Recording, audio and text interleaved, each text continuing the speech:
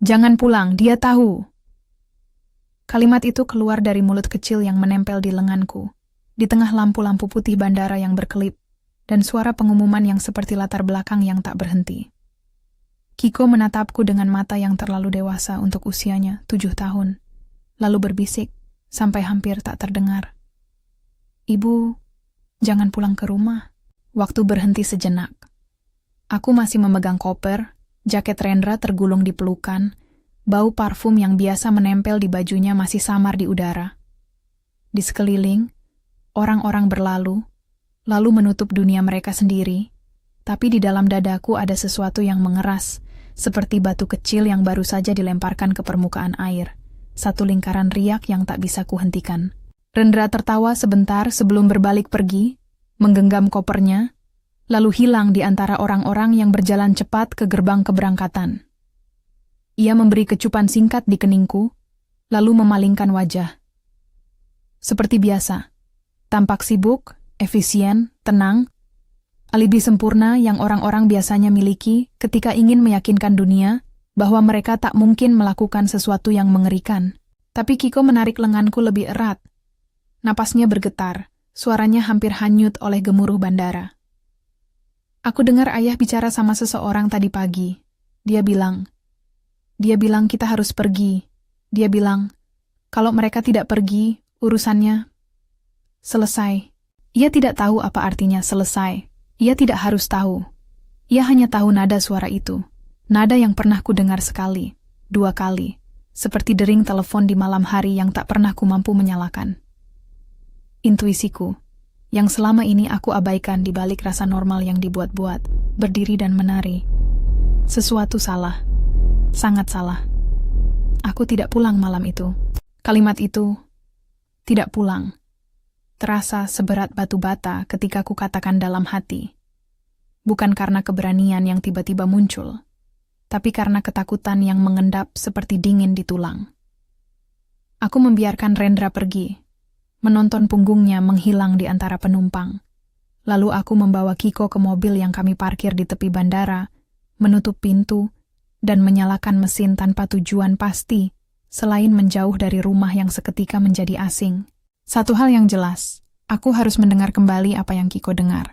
Dan aku harus memastikan kami bertahan sampai aku paham permainan ini. Kalau kalian suka cerita nyata dan dramatis seperti ini, bantu like dan subscribe ya. Kami tidak kembali ke rumah. Kami duduk di dalam mobil selama berjam-jam. Aku berpura-pura menonton film. Padahal mataku menatap rute pulang yang tak pernah kulihat.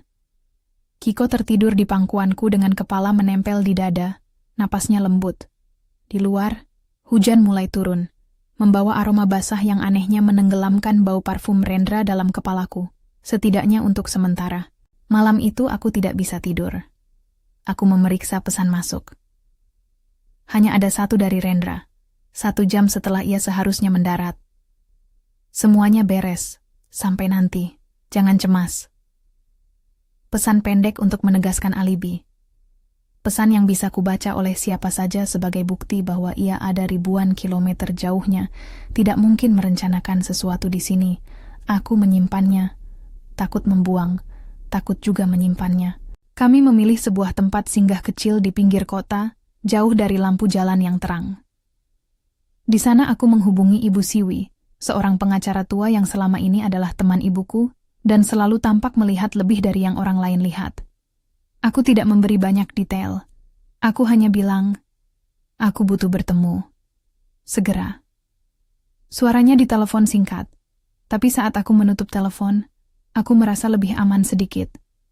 Cukup untuk membuat napasku tidak tercekat. Malam berubah menjadi pagi.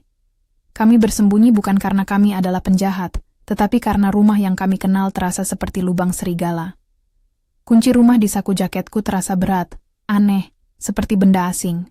Saat aku memeluk Kiko, aku sadar sesuatu lain. Grendel tambahan di belakang pintu yang kukira dipasang sebagai perlindungan ekstra beberapa minggu yang lalu. Siapa yang memasangnya? Rendra? Bagaimana dia tahu kami akan membutuhkannya? Atau apakah ia yang memasang itu sebagai bagian dari sesuatu yang lain? Pagi itu ketika hujan mereda, sebuah van hitam muncul di ujung jalan perumahan kami. Ia bergerak lambat, menunggu, lalu berhenti sebentar seolah menilai. Jantungku berdetak lebih cepat, bukan karena aku melihat van itu, tapi karena aku tahu apa yang bisa dilakukan kendaraan seperti itu di malam hari. 2 pria turun dari van. Mereka berjalan ke rumah kami, tidak dengan langkah biasa, tetapi seperti orang yang membawa tugas. Aku menutup pintu mobil pelan-pelan dan menahan napas. Aku tak punya bukti, hanya firasat yang dipantapkan oleh bisikan seorang anak. Kami mengintai dari seberang jalan, di balik pohon peneduh. Dari sinilah aku melihat hal-hal nyata yang mengubah kecurigaanku menjadi kepastian mengerikan. Seseorang membuka pintu pagar dengan kunci yang sepertinya bukan milik kami. Itu bukan bunyi seret biasa dari kunci yang berkarat. Itu bunyi kunci yang masuk mulus ke lubangnya, seperti kunci yang dibuat persis seperti aslinya. Mereka masuk. Lampu di rumah kami tidak menyala. Aku merasakan tubuhku menegang, dan untuk sesaat aku lupa caranya bernapas. Kiko memeluk lenganku. Tangannya kecil tapi tegas. "Ibu?" Suaranya hampir tak terdengar. "Kenapa mereka di rumah?" Aku tidak berani menjawab, karena aku belum punya jawaban. Aku hanya menyelinap di antara bayangan, memegang ponsel seperti jimat, merekam diam-diam. Tak lama kemudian, bau yang kugerakkan seluruh indera. Ada sesuatu getir, bau bahan kimia yang mengingatkanku pada bensin, tapi aku tidak menghiraukan kata bensin. Hanya ada satu reaksi di tubuhku, jalur kepanikan. 2 pria itu bergerak cepat, jelas tahu apa yang mereka lakukan. Mereka membuka lemari, memeriksa laci, membawa sesuatu yang tampak seperti tas kecil. Aku melihat satu di antaranya mendekati brankas kecil yang selama ini kami simpan di kamar tidur. Brankas itu, yang selalu kubayangkan sebagai pelindung terakhir, mendapat perhatian khusus. Mereka mencoba membuka brankas. Tidak berhasil. Mereka tidak panik. Mereka memiliki rencana. Selanjutnya yang kulihat seperti kilatan api, tapi seharusnya bukan kilatan sekilas. Itu lebih seperti proyek yang dipersiapkan. Aku tidak akan menjelaskan caranya, karena aku tidak ingin memberitahu orang bagaimana melakukan kejahatan. Yang penting adalah objeknya. Api mulai muncul di beberapa titik di rumah. Dalam hitungan menit, fajar yang tenang berubah menjadi kabut asap. Kilatan oranye menari di jendela-jendela. Kepulan asap pertama menyergap hidung dan rambutku, rasanya seperti selimut panas yang menyelimuti rumah yang selama ini menjadi tempat teraman di dunia. Aku menekan pipi Kiko ke dadaku dan memutuskan. Kami harus pergi sekarang. Tidak ada kepahlawanan yang indah, hanya naluri. Naluri itu menjerit agar kami menjauh dari rumah yang sedang diserang bukan oleh orang asing, tetapi oleh seseorang yang jelas memiliki kepentingan. Aku memutar kunci kontak dan menabrak pedal gas, sampai kami menjauh cukup agar asap tidak lagi menusuk mata kami. Di radio, stasiun berita lokal masih membicarakan kecelakaan kecil di jalan tol. Tidak ada yang membahas rumah yang baru saja kami tinggalkan, karena untuk orang luar, itu hanya rumah biasa di perumahan biasa yang kebetulan terbakar. Untukku, itu rumah yang hancur dengan tujuan. Setibanya di tempat aman, aku menerima pesan lain dari Rendra. Wajahku menjadi pucat saat membaca. Ia menulis jam pendaratannya, foto kecil dirinya di bandara, potongan tiket elektronik. Kalimat singkat lagi, ada gangguan teknis, delay, tenang saja. Itu adalah alibi yang sempurna. Saat itu aku melihat ke layar teleponku, dan di situ ada bukti digital bahwa ia memang berada di bandara. Namun bukti itu juga adalah jebakan emosional. Ia, di mata publik, berada jauh. Sementara di rumahku, nyala api memakan lemari buku yang menampung foto kami, hadiah ulang tahun Kiko, barang-barang yang tak tergantikan. Ada hal yang terasa sangat salah. Mengapa pembakar itu meninggalkan sesuatu? Mereka mengambil beberapa barang, tetapi bukan semuanya. Ada brankas di kamar yang tampak padam dalam kegentingan itu. Aku tidak tahu apakah mereka telah mencoba dan gagal, atau sengaja mengosongkan rumah separuh agar kebakaran tampak seperti kecelakaan listrik. Pesan-pesan yang kupegang di ponsel seperti puzzle yang belum terpasang. Di balik itu semua, ada motif, warisan ayahku. Selama bertahun-tahun, aku mendengar bisik-bisik tentang dokumen yang tersimpan, wasiat yang rumit, dan kondisi-kondisi yang aneh yang menunggu orang yang tepat atau keadaan tertentu untuk membuka kotak rahasia keluarga. Dalam malam yang panjang itu, aku memutuskan kami tidak bisa hanya menunggu. Aku menyampaikan pada Kiko dengan suara yang bergetar, tapi tegas setidaknya cukup. Kita akan pergi ke seseorang yang bisa membantu. Kita tidak sendirian.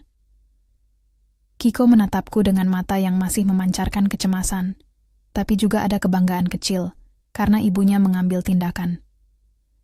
Ia menggenggam tanganku lebih erat lagi. Kami menghubungi Ibu Siwi.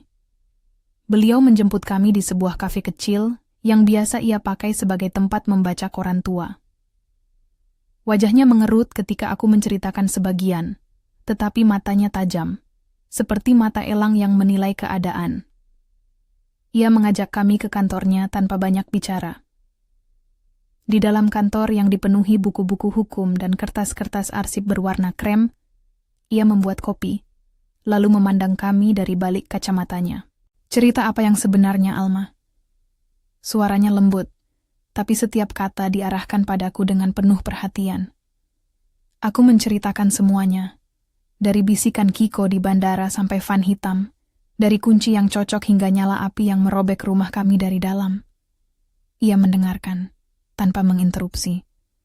Sesekali ia meneguk kopi, lalu mengetuk-ngetuk pena di meja. Aku melihat di matanya sesuatu yang lebih dari sekadar penasaran.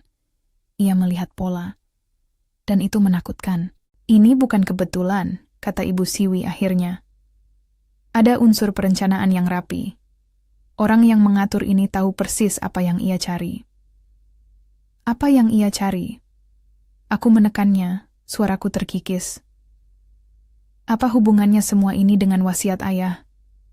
Ibu Siwi meletakkan cangkirnya, lalu membuka sebuah laci yang selama ini tidak pernah kulihat terbuka di kantornya. Dari sana ia mengeluarkan tumpukan kertas dengan segel dan catatan lembam. Di antara dokumen itu ada salinan wasiat ayahku. Lama terkunci di gudang pikiranku sebagai sesuatu yang berbelit-belit. Ia menjelaskan perlahan bahwa wasiat ayah memang meninggalkan aset besar, tetapi dengan syarat-syarat aneh. Ada pewarisan berlapis, kondisi yang membuat akses terhadap harta begitu rumit, sehingga orang biasa tak bisa begitu saja memperoleh semuanya sekaligus. Ada sesuatu yang dinamakan wasiat ganda di sini, katanya. Aset akan berpindah jika pewaris utama dan pewaris cadangan tidak dapat melanjutkan, atau kalau ada kondisi tertentu yang terjadi. Aku melihat kata-kata yang membuatku bergidik. Ia mencondongkan tubuh, menatapku seperti ingin memastikan aku mengerti. Itulah mengapa ini harus tampak seperti kecelakaan. Kata-kata itu seperti petir. Dalam kepalaku mulai muncul gambaran yang dingin. Motif, bukti, alibi. Rendra memiliki akses ke dokumen, akses ke orang-orang, dan kemampuan untuk membentuk narasi yang lain. Narasi bahwa ia jauh, bahwa ia tak punya hubungan dengan kebakaran itu. Ia memiliki kesempatan, motivasi, dan paling penting, jalan yang tampak bersih. Apa bukti kita? Tanyaku. Apa yang bisa kita pakai untuk membuktikan kalau ini bukan kecelakaan? Ibu Siwi menutup matanya sejenak, lalu membuka laci lain, mengeluarkan sesuatu yang membuat jantungku berdetak cepat. Sebuah buku agenda kecil, kulitnya sudah agak pudar, tapi di sana tertulis nama Rendra. Ia menyebutnya dengan enteng. Buku harian. Aku belum sempat membuka ini, ia berkata. Diberikan padaku oleh seseorang yang khawatir. Mereka bilang ada catatan-catatan yang terdengar seperti asuransi. Kita harus hati-hati. Ini tidak cukup untuk menjatuhkan seseorang sendirian, tetapi bisa menjadi petunjuk. Aku hampir menjerit. Buku kecil itu terasa panas di tanganku, seperti menahan rahasia yang ingin kabur. Namun aku menahan diri. Aku tahu fakta bisa menghancurkan, dan fakta juga bisa membebaskan. Aku tahu setiap halaman yang kubuka bisa menjadi saksi atau hanya pekikan kosong jika tak ada bukti lain yang mengikat. Ada hal lain, kata Ibu Siwi perlahan. Matanya menatap ke arah dinding. Brankas. Ada brankas di rumahmu, bukan? Yang sering kau bilang tahan api. Aku mengangguk. Brankas itu adalah peninggalan ayah, sebuah benda yang ia anggap aman. sedikit besi, sedikit desain tua, dan kunci yang selalu kusimpan di tempat yang kusangka aman. Mereka mencoba membukanya, lanjutnya. Tapi kalau itu benar berangkas tahan api, percobaan pembakaran tidak selalu menghancurkan segala sesuatu di dalamnya. Bisa jadi mereka berharap berangkas akan terbakar dan isinya hancur. Atau mereka berharap kami tidak memeriksanya lagi karena terlalu sibuk mengatasi kebakaran. Itu penjelasan yang dingin dan presisi. Di kepalaku, semua potongan puzzle mulai merangkak satu persatu. Ada usaha untuk menghilangkan bukti, dan ada kontrabukti yang tak terduga. Kamera mainan Kiko, yang kumasukkan ke rak mainannya seminggu sebelumnya. Kamera itu yang kubeli sebagai hadiah karena anak kecil itu gemar merekam video, duduk tergeletak di loteng ketika kebakaran terjadi. Seandainya itu merekam suatu percakapan, suara-suara di ruang tamu yang biasanya kosong pada malam hari, mungkin aku akan memiliki saksi yang tak terduga. Kesaksian dari mata seorang anak kecil. Apakah kamu yakin ingin membuka ini? Ibu Siwi bertanya pada akhirnya, menunjuk buku harian yang kini ada di meja. Kamu harus tahu, Alma, ketika kita mulai membuka, tidak ada jalan mundur. Ini akan menyeret hidupmu ke ruang publik. Jika ini benar, Rendra akan melawan habis-habisan. Ini bukan tentang hukum semata. Ini soal keselamatanmu juga. Jawabanku tidak langsung. Ada ratusan hal yang menempel di dada. Rasa takut, rasa marah, keinginan untuk membalas. Tapi juga ingin melindungi Kiko dari badai yang kutahu akan datang. Aku memikirkan malam-malam ketika Rendra menatapku dengan senyum yang menenangkan, mengatakan bahwa ia hanya ingin memastikan masa depan keluarga. Aku memikirkan malam ketika kupikir kami aman. Kini yang kubutuhkan adalah keberanian yang bukan sekadar laut dalam kata-kata. Keberanian yang muncul dari rasa perlindungan seorang ibu. Aku ingin tahu kebenaran, kataku akhirnya. Suaraku pendek, tajam. Untuk Kiko, untuk aku, untuk rumah yang hilang itu. Ibu Siwi menatapku dengan kombinasi empati dan profesionalisme. Ia mengangguk, lalu perlahan membuka buku harian itu. Halaman pertama berisi catatan sehari-hari, tanggal-tanggal, angka-angka kecil, dan di beberapa tempat, tulisan yang tampak seperti kode. Di pojok halaman ada sketsa rumit kunci, sebuah representasi kasar dari seseorang yang merencanakan. Jantungku berdetak cepat. Ada satu catatan yang membuat napasku tersumbat. Sebuah entry pendek tertanggal beberapa hari sebelum kebakaran, yang isinya lebih seperti daftar prioritas. Selesaikan. Pastikan terkunci. Jangan biarkan mereka menemukan ini. Kata-kata itu tidak harus dijelaskan lagi. Ada niat, ada target, dan ada perencanaan. Buku ini seperti cermin kecil yang menenangkan sekaligus mengerikan. Ia membuktikan dua hal. Ada motif, dan ada kesia-siaan jika kita tidak bertindak cepat. Ibu Siwi menutup buku itu sementara, lalu menatapku teguh. Kita harus menyelamatkan bukti lain, katanya. Kamu harus siap untuk apapun. Kita akan melakukan langkah-langkah untuk memastikan bukti itu tak hilang. Dan yang paling penting, memastikan kalian aman. Aku menatap Kiko yang tertidur di sofa kantor Ibu Siwi, pipinya merah karena kurang tidur. Dalam seketika, aku melihat masa depan yang sama rapuhnya, yang bergantung pada keputusan yang kusakan saat itu. Mempercayai bisikan anakku atau menutup telinga, dan pulang seperti dulu.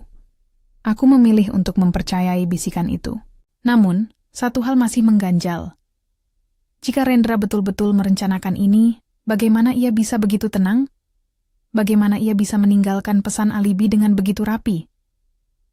Di balik pertanyaan itu ada rasa marah yang tumbuh, bukan marah yang membuatku kehilangan kontrol, tapi marah yang menjadi bahan bakar. Marah itu ingin keadilan, bukan pembalasan. Kita butuh saksi yang melihat Van dan dua pria itu. Aku bergumam tanpa sengaja. Warga sekitar? Kamera CCTV di kompleks? Ibu Siwi mengangguk. Kita akan memeriksa rekaman. Kita akan mendatangi tetangga. Tapi yang paling penting, Jangan ceritakan ini pada siapapun selain mereka yang kita percayai. Kelemahan utama mereka adalah meremehkan hal-hal kecil. Kekuatan kita juga justru berasal dari hal-hal kecil yang mereka abaikan. Satu persatu, rencana kecil itu mulai tersusun di benakku. Tidak rencana kriminal, bukan rencana mencari kebenaran. Kita akan mencari semua yang mereka abaikan. Mainan, catatan, saksi, dan benda-benda yang tampak sepele. Benda-benda yang bisa membangun sebuah jalinan bukti. Di luar kantor, langit gelap mulai memudar menjadi abu-abu senja.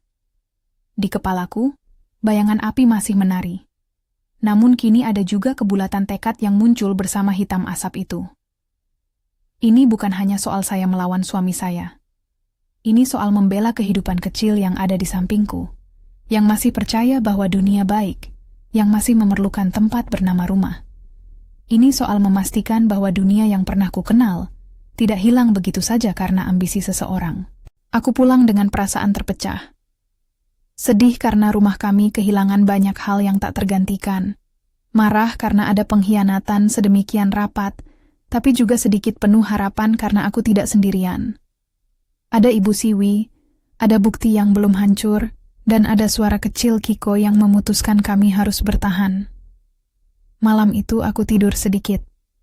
Bukan karena lelah, tapi karena tubuhku menuntut istirahat singkat sebelum badai berikutnya.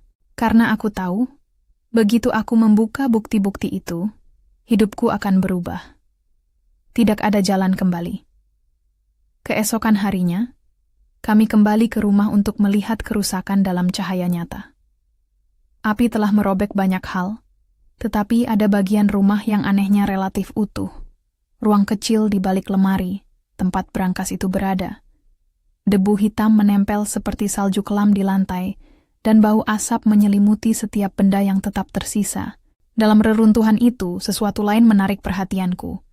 Mainan kecil Kiko yang biasa merekam video ternyata terjatuh di bawah sofa, dan lensanya menghadap ke arah ruang tamu. Aku mengambilnya dengan tangan gemetar, menyalakan perangkat itu. Layar kecil berkedip, menunjukkan beberapa menit rekaman yang tampak acak. Potongan keseharian, tawa Kiko yang tak lagi hari ini. Lalu, di menit yang tak kulupakan, ada suara dua orang bercampur dengan suara langkah yang kurasakan di dalam rumah pada malam kebakaran. Aku memperbesar, memutar ulang sampai telinga dan mataku lelah. Salah satu suara itu adalah suaranya. Suara Rendra. Suara yang biasa aku dengar berbicara lembut, kini terdengar datar dan tanpa empati. Percakapan itu menjelaskan banyak hal. Tidak perlu detail kriminal untuk membuat arti gemetar. Ada rencana yang dibicarakan, kata-kata yang terdengar seperti daftar yang harus dilaksanakan. Aku menutup mata, menekan benda kecil itu di dada. Bukti kecil itu seperti trompet di tengah jamuan bisu. Kini aku punya sesuatu yang nyata. Sesuatu yang bisa mengikat kata-kata dengan tindakan. Namun aku juga tahu, bukti di tangan seorang wanita biasa tidak selalu cukup. Kita butuh sistem, prosedur, orang yang menegakkan hukum. Aku menatap Kiko yang sedang meminum air dengan tangan kecilnya. Ia menatapku, lalu tersenyum samar. "Ibu, kita tidak boleh takut," katanya. Kata-katanya sederhana, tetapi mengandung keberanian yang tak kusangka dari seorang anak. Dan disitulah, di kantor kecil yang penuh kertas itu, di antara bau kopi, debu, dan catatan hukum, aku menyadari bahwa memulai perjalanan ini bukan sekadar membongkar motif suami yang licik. Ini adalah tentang menyusun bukti kecil demi bukti kecil, agar menjadi jaringan kebenaran yang tak bisa disangkal. Ini soal menggunakan kecerdikanku, telinga anakku, dan bantuan orang-orang yang tahu hukum untuk melawan narasi yang telah dibuat untuk menutup luka ini. Kami belum siap untuk pengadilan. Aku belum sepenuhnya mempersiapkan hatiku. Tapi satu hal sudah jelas. Kita akan melangkah maju, perlahan, dengan cermat. Kita akan mengumpulkan saksi, menyelamatkan bukti, dan mencari celah di alibi yang tampak sempurna itu. Sore itu, ketika kami kembali ke mobil, ada pesan masuk lagi dari nomor yang tak ku kenal. Isinya singkat. "Kamu tidak akan membiarkan ini jadi besar, bukan?" Pesan yang mengintimidasi, yang mencoba menanamkan rasa takut. Aku menatap layar ponsel, lalu menatap wajah Kiko di kursi belakang. Matanya masih polos, tapi ada tekad di sana pula. Aku membalas tidak dengan kata-kata, tapi dengan tindakan. Aku menutup ponsel, menarik napas panjang, dan memikirkan langkah pertama yang akan kami ambil. Kita harus aman. Kita harus pintar. Kita harus cepat.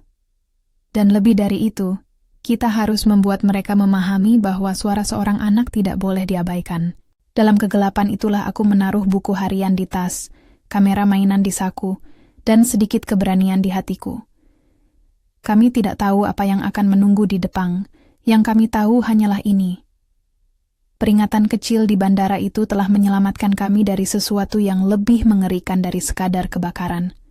Ia menyelamatkan nyawa kami, dan sekaligus membuka kotak Pandora yang menunggu untuk dibuka. Kami tidak tahu apa yang akan menunggu di depan. Yang kami tahu hanyalah ini. Peringatan kecil di bandara itu telah menyelamatkan kami dari sesuatu yang lebih mengerikan dari sekadar kebakaran. Ia menyelamatkan nyawa kami, dan sekaligus membuka kotak Pandora yang menunggu untuk dibuka. Langkah pertama setelah itu adalah membuat rumah kami, apa yang tersisa dari rumah kami, berbicara tanpa dapat dimanipulasi lagi. Aku dan Ibu Siwi memutuskan untuk tidak mengandalkan perasaan saja. Kami butuh bukti yang bisa diterima di meja penyidik dan di meja hakim. Itu berarti menata, menyelamatkan, dan mengamankan setiap serpihan yang mungkin berguna. Mainan kecil dengan kamera yang masih menyala, buku harian dengan coretan-coretannya, potongan kertas, kwitansi, dan jejak komunikasi yang tiba-tiba tampak pelik. Pekerjaan itu dimulai dari langkah yang paling sederhana, menjadikan rumah yang hangus sebagai medan penelitian. Polisi datang, perlahan-lahan, dengan kerangka kerja yang formal, detektif menandai area, petugas pemadam melakukan pemeriksaan, dan ahli forensik mengambil sampel. Detektif Binsar muncul beberapa jam setelah kami melapor resmi. Ia pria dengan rambut tipis dan sorot mata yang tenang. Suara bicaranya rendah namun penuh akurasi saat menanyakan detail. Kasus kebakaran, pesan-pesan, van hitam, kunci duplikat. Ada saksi yang melihat van itu? Tanyanya padaku, langsung pada inti. Aku menyodorkan apa yang kami punya. Rekaman dari mainan Kiko, pesan dari Rendra, foto rumah setelah kebakaran, catatan-catatan dari buku harian yang baru saja sempat kami lihat di kantor Ibu Siwi. Ketika aku mengatakan tentang kunci yang cocok sempurna saat membuka pagar, wajahnya tidak menunjukkan keterkejutan. Ia sudah mendengar cukup banyak kasus seperti itu untuk menyadari pola. Kita akan periksa CCTV dari jalan, dari tetangga, dan dari gerbang perumahan, katanya. Jika ada tanda-tanda pengungkapan kunci, atau orang masuk dengan kunci duplikat, itu akan menjadi petunjuk kuat. Penyelidikan berjalan pada ritme yang sama seperti peralatan jam, itinerary yang rapi, teliti, tanpa emosi yang berlebihan. Detektif Binsar bekerja bersama teknisi forensik, mereka mengambil sampel jelaga, memeriksa jejak bahan yang mungkin mempercepat api tanpa harus mempelajari rinciannya secara eksplisit. Mereka juga meminta kami untuk menyimpan semua benda yang kami temukan. Mainan Kiko, buku harian, bahkan kunci lama yang selama ini kubiarkan di dalam laci. Setiap benda dibungkus, diberi label, dan masuk ke dalam tas bukti. Di lain sisi, kami mulai menggali jaringan sosial dan finansial yang menghubungkan Rendra dengan orang-orang tertentu. Di sana muncul nama yang mengganggu, Dodi. Mantan kenalan yang pernah terlihat Rendra temui beberapa kali, dan yang oleh tetangga disebut-sebut sebagai orang yang tidak segan melakukan pekerjaan khusus. Ibu Siwi, dengan kontak-kontak lama di lapangan, mengenal cara untuk mendekati pria semacam itu, dengan hati-hati, tanpa mengumbar ancaman, menawarkan sesuatu yang bisa membuatnya berpaling. Dalam kasus kami, yang dibutuhkan bukanlah uang besar atau kekerasan, yang dibutuhkan adalah kebenaran. Dodi pada awalnya menolak, lalu menggantungkan kepalanya pada pikirannya sendiri beberapa malam, dan akhirnya hadir di sebuah kafe kecil untuk berbicara. Aku bukan orang yang mau masuk ke persoalan keluarga, katanya sambil menggerakkan tangannya yang kasar. Tapi aku pernah dengar mereka bicara. Di warung kopi, 2 kali. Suara R, susah lupa loh Bu. Kalau itu benar dia, aku bisa bilang ada yang aneh. Tapi, aku perlu jaminan lah. Aku memperhatikan wajahnya. mengamati bagaimana rasa takut dan keserakahan berkumur di balik kata-katanya. Ibu Siwi tahu caranya. Dia menawarkan perlindungan hukum dan bukan ancaman. Dodi, pada akhirnya, menyerahkan satu potongan sederhana yang menjadi bagian penting. Nomor telepon staf kecil yang katanya membantu mereka membuat urusan administratif. Ia tidak memberi nama, hanya nomor yang ia lihat di ponsel Rendra. Nomor itu menjadi jalan yang membawa kami pada petunjuk lain. Sebuah grafik utang dan dokumen yang tidak rapi, yang mengisyaratkan tekanan finansial Rendra. Sementara itu, kami berhasil mendapatkan beberapa rekaman CCTV dari kompleks yang menunjuk pada jam ketika van itu muncul. Rekaman itu samar, plat nomor tidak terlihat jelas. Namun ada hal lain. Seseorang tampak membawa tas kecil menuju pintu kamar tidur kami, bergerak cepat dan percaya diri. Ada gerak yang sama dengan rekaman dari toko elektronik dekat rumah, di mana dua pria seminggu sebelumnya membeli perlengkapan yang menurut nota pembelian adalah alat kebersihan. Catatan yang, bila disatukan dengan bukti lain, menjadi bahan analisis. Setiap temuan kami serahkan ke detektif Binsar, yang membentuk tim kecil untuk mengejar tautan tersebut. Dalam beberapa minggu, rentetan informasi itu mulai membentuk sebuah pola. Keterlibatan pihak ketiga yang disewa untuk membuka brankas, penggunaan kunci duplikat yang dibuat di bengkel tertentu di pinggiran kota, kontak antara Rendra dan seseorang di bank untuk urusan penggantian boks keamanan, pertemuan yang, menurut catatan, pernah dibicarakan di telepon. Segala hal itu tidak lagi tampak acak. Tapi ada satu titik yang membuat semua orang menahan napas. Brankas kecil yang ada di rumah kami ternyata tahan api. Forensik membuka kotak itu dengan prosedur yang ketat, bahwa jangan sampai merusak isi, karena isi itu dapat menjadi bukti utama. Di dalamnya bukan hanya foto-foto dan surat-surat, tetapi beberapa dokumen yang menunjukkan adanya skema perwalian yang rumit. Instruksi yang mengatakan bahwa sebagian aset tidak akan tersedia sampai kondisi tertentu terpenuhi. Dan sejumlah dokumen lain yang menunjukkan adanya pihak ketiga yang berkepentingan mendapatkan hak jika pewaris utama dinyatakan tidak lagi hidup atau berkompeten. Yang membuat aku meringis adalah baris-baris kecil ini. Lembaran-lembaran yang tampaknya memetakan jalan bagi seseorang untuk mendapatkan akses lebih besar apabila kondisi tragis menimpa pewaris lain. Dengan kata lain, motif menjadi semakin jelas. Ada keuntungan finansial yang besar bagi siapapun yang bisa membuat tragedi itu tampak sebagai kejadian yang masuk akal. Detektif Binsar tidak menaruh kesalahan seperti seseorang yang mengejar target. Ia bersikap profesional dan berkata pada kami bahwa bukti harus disusun dan disimpan dengan rapi. Ia memulai proses meminta keterangan resmi kepada Rendra. Rendra datang ke kantor polisi atas panggilan sebagai saksi. Ia datang dengan alibi yang masih sama. Tiket, foto dirinya saat mendarat, bukti check-in. Ia tampil seperti pria yang terbebas dari potret gelap yang kami rajut. Aku duduk di kursi, menatapnya dari kejauhan. Di matanya ada usaha yang jelas untuk mempertahankan ketenangan. Bibirnya sering berjabat, dan kadang ada kekakuan di telapak tangannya. Panggilan untuk klarifikasi itu bukan memutuskan nasib seseorang.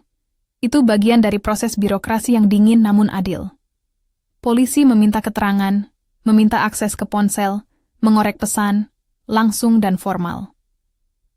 Pada pertanyaan tentang orang-orang yang disebut di teleponnya, Rendra memberi jawaban yang singkat dan jelas. Ia menunjukkan hubungan bisnis dan menolak hubungan personal. Namun saat kami memutar rekaman mainan Kiko di hadapan beberapa petugas, suasana seperti berubah sedikit. Ada kilas nada di suara Rendra saat ia diburu oleh pertanyaan yang menghubungkan kata-kata di rekaman dengan perbuatannya.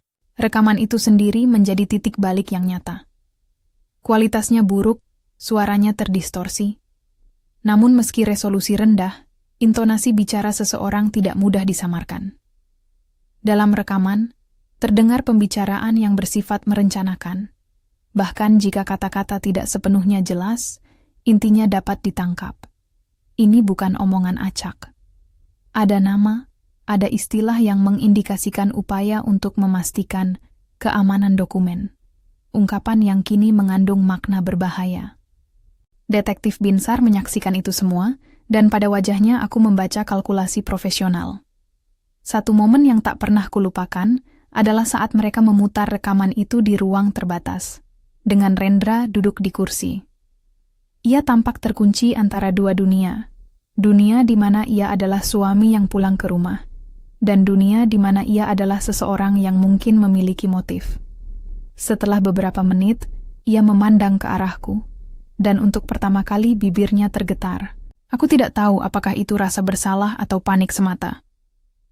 Ada bukti lain, kata salah satu forensik ketika ia menunjuk ke buku harian yang kami bawa. Halaman-halaman itu kini ditata rapi.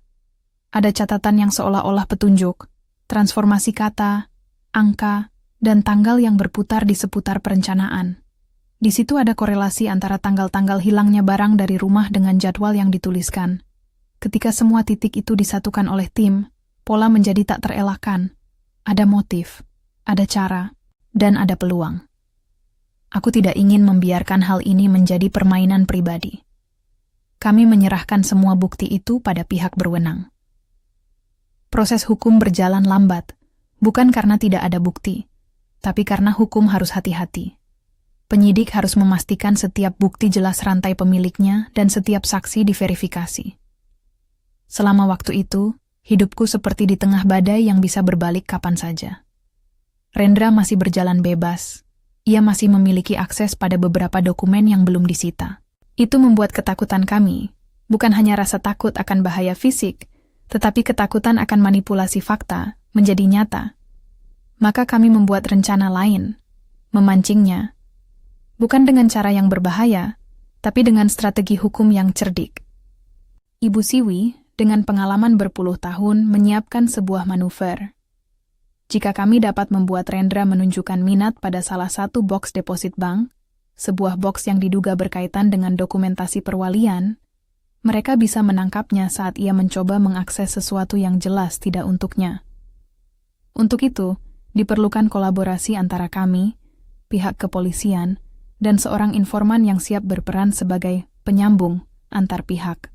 Nama cerdas yang muncul untuk peran tersebut adalah Pak Darmawan, manajer sebuah cabang bank yang pernah menjadi kenalan ayah. Seorang pegawai bank memang akan melihat pola dan akan ada prosedur yang mengikuti jika seseorang dengan akses tidaklah berhak membuka box kepunyaan orang lain. Perencanaan ini rumit. Ia membutuhkan kesabaran, waktu, dan kelembagaan yang benar-benar mendukung. Kami menyiapkan skenario di mana ada indikasi, secara legal dan terlihat, bahwa ada transfer dokumen tertentu ke sebuah safety deposit box. Kami meyakinkan pihak bank bahwa permintaan pemeriksaan bisa saja relevan, yang tentu saja memerlukan alasan yang sah. Dalam koordinasi yang teliti, Detektif Binsar bersama timnya menyusun rencana penyergapan di dalam area bank, dengan Pak Darmawan sebagai rekan yang mau bertindak sesuai aturan, namun juga membantu menjerat orang yang mungkin bersalah. Sementara itu, aku berusaha menyiapkan diri pribadi dan keluarga. Kiko, meski masih kecil, telah memikul beban emosional yang besar. Kami membawa dia ke psikolog anak yang membantunya menata ingatan, memisahkan ketakutan dari fakta. Ada malam-malam ketika ia terbangun karena mimpi, dan aku duduk di sampingnya, membelai rambutnya dan memintanya menggambar apa yang ia lihat sebagai cara untuk melepaskan rasa takut. Tidak lama kemudian, foto-foto yang ia gambar, rumah, api, dan kami bertiga, menjadi alat yang membantu terapis merangkai perjalanan emosionalnya. Aku juga mengikuti terapi, secara bergantian menangis, dan menulis hal-hal yang dulu tak pernah kuucapkan. Hari yang kami tunggu akhirnya datang. Kami melakukan manuver yang dibilang jebakan, di bank bukan sebagai jebakan kriminal, tapi sebagai upaya menarik tindakan yang memperlihatkan niat. Pak Darmawan menyetujui skenario, memberikan informasi bahwa sebuah box yang mengandung dokumen penting terkait perwalian mungkin baru saja dicek transfer. Sebuah kabar yang cukup untuk membuat rasa penasaran tumbuh. Kami menempatkan petugas di sekitar area box, dan Detektif Binsar menunggu di ruang yang bisa memantau setiap langkah tanpa terlihat. Aku dan Kiko hadir di bank itu bukan sebagai pemeran utama, melainkan sebagai saksi yang akan dipanggil jika diperlukan. Detik-detik di dalam ruang tamu bank terasa seperti adegan film. Lampu lembut, suara AC, bunyi langkah sepatu di lantai batu. Aku memegang tangan Kiko erat, merasakan ketegangan mengalir di tubuhnya. Kami duduk, menunggu. Ketika Rendra masuk, langkahnya pelan namun percaya diri. Ia datang bukan sendirian. Ada seorang pria yang pernah kulihat di beberapa catatan sebagai asisten, tapi tatapan Rendra tetap seperti biasanya.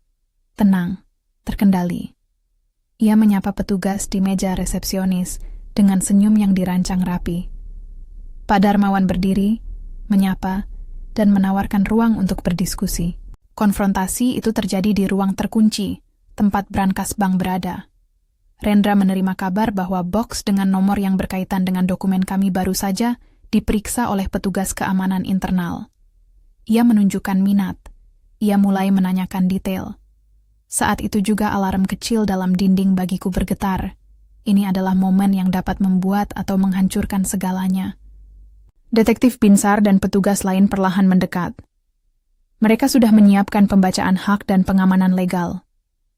Ketika Rendra mendekati ruang box, mencoba menanyakan bagaimana cara membuka atau mengakses, seseorang di bank menunjukkan langkah resmi, prosedur untuk memeriksa identitas. Rendra menyerahkan ID-nya, lalu ada momen ketika ia menyentuh laci kosong, lalu menoleh, dan aku melihat genangan keringat di pelipisnya. Bapak tidak memiliki wewenang untuk membuka box ini, ujar salah satu petugas, suara netral namun tegas. Kami akan minta Bapak mengikuti kami ke ruang pemeriksaan untuk keterangan lebih lanjut. Disitulah ledakan kecil itu terjadi. Bukan kekerasan melainkan eksposisi. Rendra, yang selama ini menumpuk segala ketenangan, kehilangan kompas.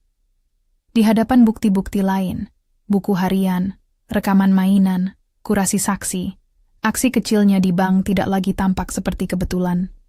Ia mulai membela diri, mengulang alibi, menuduh bahwa kami membuat skenario untuk memojokkannya. Tapi detektif Binsar dengan dingin melangkah dan menahan, menunjukkan proses yang jelas, permintaan keterangan, penahanan sementara sesuai prosedur, dan jaminan bahwa semua itu akan diproses secara hukum. Ketika mereka berusaha mengambil ponsel Rendra untuk diperiksa lebih lanjut, ia panik. Ada usaha mundur, ada kalimat-kalimat defensif yang keluar. Usaha untuk menutup celah yang mulai merenggang. Aku tidak berpikir ia akan lari. Ia lebih mencoba menjaga image. Namun layar kecil di meja polisi adalah jembatan yang menghubungkan kata-kata dengan bukti. Saat forensik digital memulainya, satu persatu pesan-pesan, panggilan, dan catatan muncul, dan semuanya tampak saling terkait. Ada transfer uang, ada konfirmasi pemesanan jasa, dan ada pembicaraan yang semakin memperkuat motif. Tekanan finansial, keinginan untuk mempercepat proses perwalian. Saat petugas memutar rekaman dari mainan Kiko, rekaman yang kemudian diset untuk diputar di alat forensik dalam kualitas yang lebih baik, suasana ibarat menelan napas panjang. Suara-suara yang sebelumnya kabur kini diperdengarkan di hadapan Rendra, dan bukan sebagai sekadar tamparan. Itu adalah bunyi yang mengikat narasi. Satu demi satu, pertanyaan yang ia lontarkan di saat tidak ada kamera kini menjadi konfirmasi bahwa ada di balik semua itu perencanaan. Detik itu, ketika petugas menyimpulkan cukup bukti untuk menetapkannya sebagai tersangka, Rendra menoleh padaku. Matanya kehilangan arah.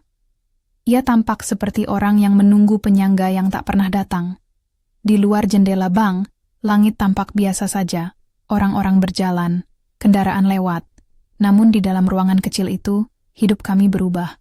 Penahanan membawa ke proses formal, penggeledahan, penyitaan dokumen, pemeriksaan lebih intensif terhadap rekening dan komunikasi. Detektif Binsar bekerja tanpa henti. Aku melihatnya malam demi malam mengawasi dokumen. Orang yang selama ini menyimpan integritas profesionalnya tampak lelah, namun puas saat melihat perkara ini bergerak. Kasus ini bergerak ke meja penyidikan yang lebih serius. Ibu Siwi memastikan setiap langkah hukum kami sesuai dengan prosedur, bahwa penyitaan memiliki surat perintah, bahwa setiap saksi dipanggil dan dimintai keterangan sesuai UU. Tidak ada ruang untuk kesalahan teknis yang bisa menggugurkan bukti di kemudian hari. Saat sidang pra-peradilan dimulai, publikasi media memunculkan wajah kami. Sulit bagiku melihat foto kami bertebaran di depan umum, di samping narasi yang setengah-setengah.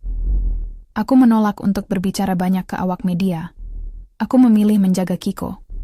Semua sorotan itu memang menyakitkan, tapi aku percaya bahwa kebenaran akan menyisihkan bising. Pengadilan itu bukanlah adegan sederhana. Ada saksi-saksi yang dipanggil, tetangga yang melihat van hitam, pegawai bengkel yang membuat kunci duplikat, ahli forensik yang menjelaskan bagaimana brankas bertahan api, dan apa keterkaitannya dengan dokumen yang ditemukan. Serta yang paling berat bagiku aku berdiri di hadapan hakim.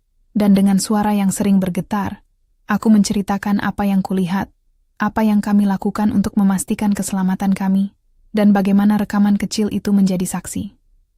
Aku sadar bahwa eksposisi emosional di ruang sidang adalah senjata ganda. Ia bisa menyentuh hati hakim, namun juga dapat dimanipulasi oleh pembela. Namun aku menekankan fakta, bukan emosi semata, rekaman, buku harian, pola alibi, dan hubungan dengan pihak lain.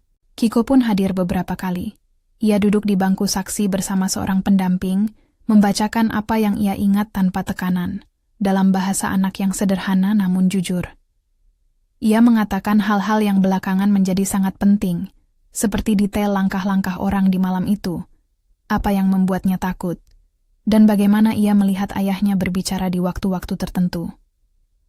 Hakim, yang tampak seringkali dikelilingi oleh formalitas, pada beberapa momen memandang Kiko dengan simpati. Tentu saja, keputusan legal tidak dibuat karena simpati semata, tetapi anak kecil itu memberikan nuansa manusia yang sulit diabaikan. Dalam persidangan, pembela Rendra mencoba memecah bukti. Berargumen bahwa rekaman mainan tidak jelas, bahwa buku harian bisa jadi dimanipulasi, bahwa transaksi bank tak menunjukkan niat jahat melainkan masalah finansial biasa. Namun tim penyidik dan jaksa memiliki argumen yang terstruktur. Ada pola, ada niat, dan ada tindakan yang diarahkan ke tujuan yang jelas. Kesaksian dari Pak Darmawan dan saksi-saksi lain menguatkan klaim tersebut. Bahkan saksi dari perusahaan bengkel yang membuat kunci mengonfirmasi bahwa ada order tertentu yang cocok dengan kunci rumah kami, berdasarkan desain yang dimiliki Rendra. Satu hal yang membuat proses itu memakan waktu adalah upaya pembela untuk memanggil saksi-saksi lain dan menunda, serta argumen panjang soal metode pengumpulan bukti. Aku belajar, dengan pahit, bahwa hukum memang bergerak lambat, bukan karena ketidakpedulian, tetapi karena sistem harus berhati-hati. Namun setiap kali bukti baru dipresentasikan, kami merasa langkah kami semakin mantap. Ketika akhirnya vonis turun, ruang sidang hening. Hakim membacakan putusan yang menegakkan kesalahan. Rendra dinyatakan bersalah atas konspirasi, percobaan pembunuhan lewat pembakaran terencana, dan tindak pidana pemalsuan dokumen yang dilakukan untuk mempercepat klaim perwalian. Hukuman bukan hanya penjara. Ada pula denda dan perintah restitusi yang menyertai. Aku tidak merasakan kegembiraan yang berlebihan. Ada kelegaan yang lembut, seperti napas panjang setelah berlari dalam kegelapan. Reaksi publik beragam. Media menyorot kasus kami sebagai cerita dramatis. Suami yang tampak sempurna, ternyata menganulir keluarga demi harta. Ada empati yang mengalir, pesan dukungan, tawaran bantuan. Namun ada pula komentar-komentar kasar dari mereka yang menilai cepat. Aku menutup telinga pada sebagian, fokusku pada pemulihan dan pada Kiko. Ia menunjukkan tanda-tanda pemulihan yang nyata. Tertawa kembali, tidur nyenyak di malam hari, dan menatap masa depan dengan mata yang barangkali masih berhati-hati tetapi terbuka. Setelah vonis, hidup tidak otomatis kembali normal. Ada hari-hari yang terasa kosong, jejak-jejak yang hilang dari rumah tidak pernah kembali. Namun ada pula hal-hal yang tumbuh. Rasa solidaritas dari teman lama, dari keluarga ibuku, dan dari mereka yang pernah merasakan luka serupa. Banyak dari mereka mengontakku, menceritakan pengalaman, bertanya bagaimana aku bertahan. Cerita-cerita itu menjadi bahan bakar untuk apa yang akhirnya kami buat. Sebuah yayasan. Keputusan menggunakan warisan yang kami peroleh dengan proses hukum yang mengamankannya tidak datang semata dari keuntungan materi. Ia datang dari rasa tanggung jawab. Dalam sidang-sidang itu kami menyaksikan banyak wajah yang terluka. Anak-anak yang menjadi saksi bisu sebuah trauma. Perempuan yang terperangkap dalam hubungan yang beracun. Orang-orang yang kesulitan mendapatkan bantuan hukum. Aku tahu, jika aku bisa memutar kembali semua itu menjadi sesuatu yang membangun, Mungkin beberapa nyawa akan terselamatkan dari jurang yang sama. Nama yayasan itu kami pilih sederhana, Rumah Harapan Kecil. Fokusnya adalah menyediakan layanan utama yang pernah kami cari pada saat jatuh. Bantuan hukum pro bono, konseling trauma untuk anak dan ibu, tempat penampungan sementara yang aman, dan program pemberdayaan ekonomi. Kami juga menyisipkan program beasiswa untuk anak-anak cerdas dari keluarga yang berisiko agar mereka mendapatkan kesempatan berbeda. Mendirikan yayasan bukanlah proses romantis. Ia butuh administratif yang rapi, pengawasan yang kuat agar dana digunakan sesuai tujuan, dan tim yang berintegritas. Kami mengajak beberapa pengacara, psikolog, dan praktisi sosial yang pernah membantu kami. Sangat penting bagi saya bahwa yayasan ini bukan sekadar monumen atas penderitaan kami, tetapi alat praktis yang memberi dampak nyata. Ada saat-saat ketika aku duduk di ruang pertemuan pertama kami dengan beberapa korban lain, mendengar kisah-kisah mereka yang berbeda namun seragam dalam rasa kehilangan dan ketidakpastian. Aku mengingat bagaimana dulu aku takut melangkah, bagaimana aku pernah mengira bahwa mengakui bahaya adalah kelemahan. Kini aku berkata kepada mereka, mengakui rasa takut bukanlah menyerah. Ini adalah langkah pertama menuju perlindungan. Langkah praktis juga kami lakukan. Menyusun panduan bagi keluarga yang menghadapi ancaman. Bekerja sama dengan unit penegak hukum untuk mempercepat respons terhadap laporan yang berkaitan dengan kekerasan domestik yang mengarah pada tindak kejahatan berat, dan mendirikan hotline yang dapat menghubungkan korban kepada konselor serta permintaan perlindungan sementara. Sumber dana pertama berasal dari sejumlah kompensasi dan donasi relasi keluarga, namun kami membuka diri untuk publik, mempublikasikan laporan keuangan demi transparansi. Dalam proses itu, aku juga mendapat kesempatan untuk merekonstruksi bagian dari hidupku yang hilang. Aku belajar bukan hanya bertahan, melainkan mengatur ulang prioritas.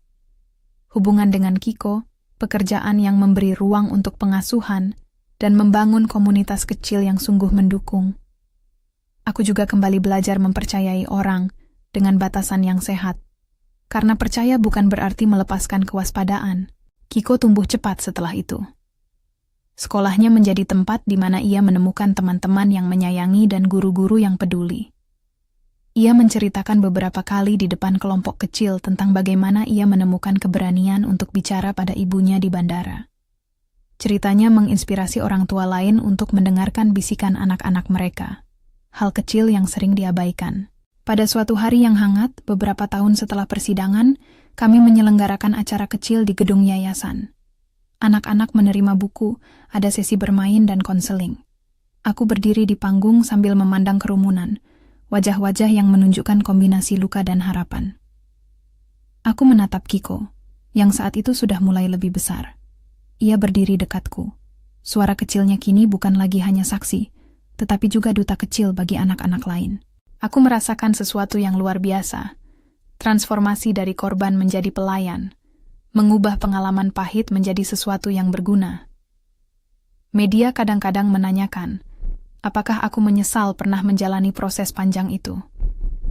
Jawabanku selalu sama. Tidak. Kebenaran itu mahal, tetapi tanpa kebenaran hidup kami mungkin tidak akan pernah pulih sepenuhnya. Dan yang paling penting, mendengarkan Kiko malam itu di bandara menyelamatkan kami. Itu adalah inti yang tak pernah kulupakan. Intuisi seorang ibu, suara seorang anak, hal-hal yang tampak kecil justru menentukan hidup. Aku juga berusaha menata hubungan internalku dengan identitas sebagai mantan istri, kini sebagai survivor, dan sebagai ibu. Perjalanan itu panjang.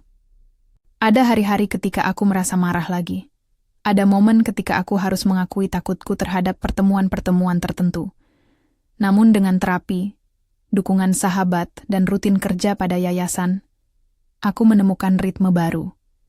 Aku tidak ingin menjadi wanita yang hidupnya didefinisikan oleh pengkhianatan. Aku ingin menjadi seseorang yang berdiri tegak di atas landasan kebaikan yang kami bangun. Seiring waktu, beberapa orang yang dulu dekat dengan Rendra muncul untuk meminta maaf atau sekadar menjelaskan. Ada pula yang menghindar. Yang penting bagiku bukan rekonsiliasi dengan pelaku, melainkan dengan diri sendiri. Ada proses memaafkan yang tidak identik dengan melupakan. Memaafkan untuk melanjutkan tanpa terus-menerus diseret oleh rasa dendam adalah pilihan yang memberi ruang bagi hidup baru. Ketika semua ini semakin jauh dari kejadian, aku menyadari kelahiran sebuah prinsip baru dalam hidupku. Dengarkan suara-suara kecil. Bukan hanya secara harfiah, seperti bisikan Kiko, tetapi juga suara-suara intuisi, perasaan yang muncul di tengah rutinitas, dan tanda-tanda kecil yang orang lain pikir tidak berarti. Banyak kasus yang kuhadapi di yayasan memang berawal dari hal kecil, pesan aneh, perubahan perilaku anak, atau tanda-tanda takut yang disembunyikan. Mengamati hal-hal itu sejak dini seringkali membuat perbedaan antara luka yang tersisa dan tragedi yang lebih besar. Ada pula pembelajaran lain, betapa pemerintahan hukum membutuhkan dukungan masyarakat. Tanpa kerjasama antara korban, pengacaranya, kepolisian yang prosedural, saksi yang jujur, dan pihak bank yang patuh hukum, penegakan keadilan seringkali bisa tergelincir. Kasus kami menjadi bukti bagaimana kolaborasi ini bisa menjadi jangkar keadilan.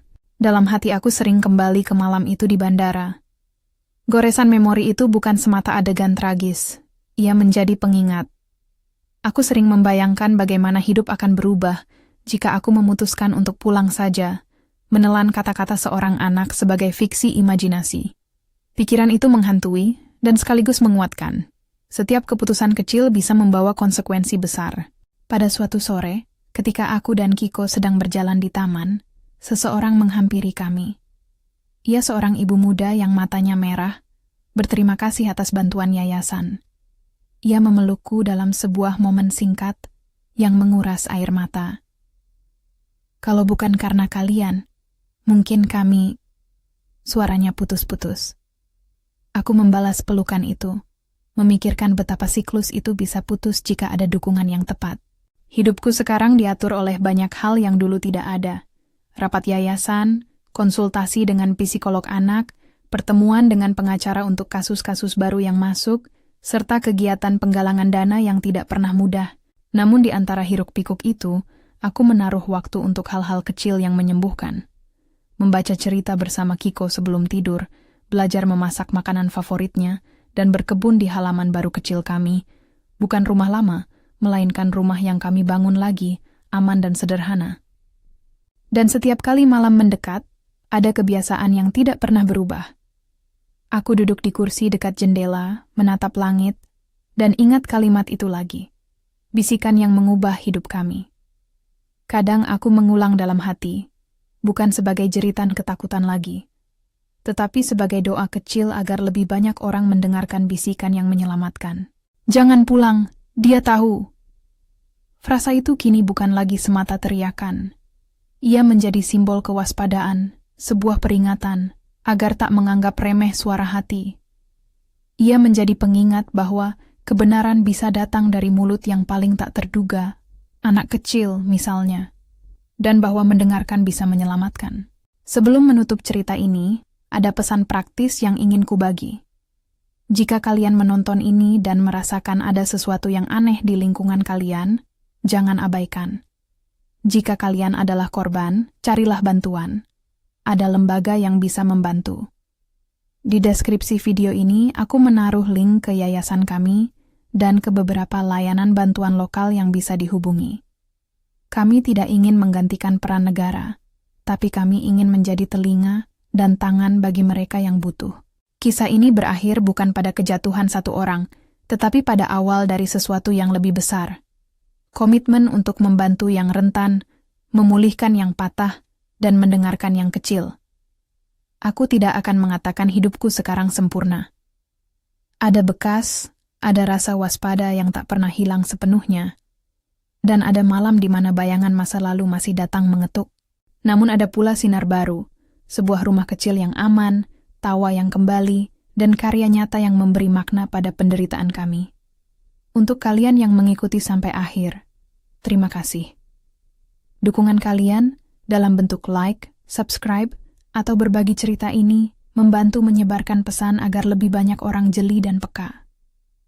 Jika cerita ini menyentuhmu, cek tautan di deskripsi untuk informasi tentang bagaimana mendukung Rumah Harapan Kecil, baik melalui sumbangan maupun menjadi sukarelawan. Setiap dukungan, sebesar apapun, menjadi bagian dari lingkaran keamanan baru bagi mereka yang sedang berjuang. Dan jika ada satu hal yang ingin kubuat tetap bergema di kepala kalian saat menutup video ini, biarkan itu menjadi pengingat sederhana namun kuat. Dengarkan suara kecil di sebelahmu. Kadang, ia bisa berarti perbedaan antara pulang yang aman dan pulang yang tak pernah ada lagi.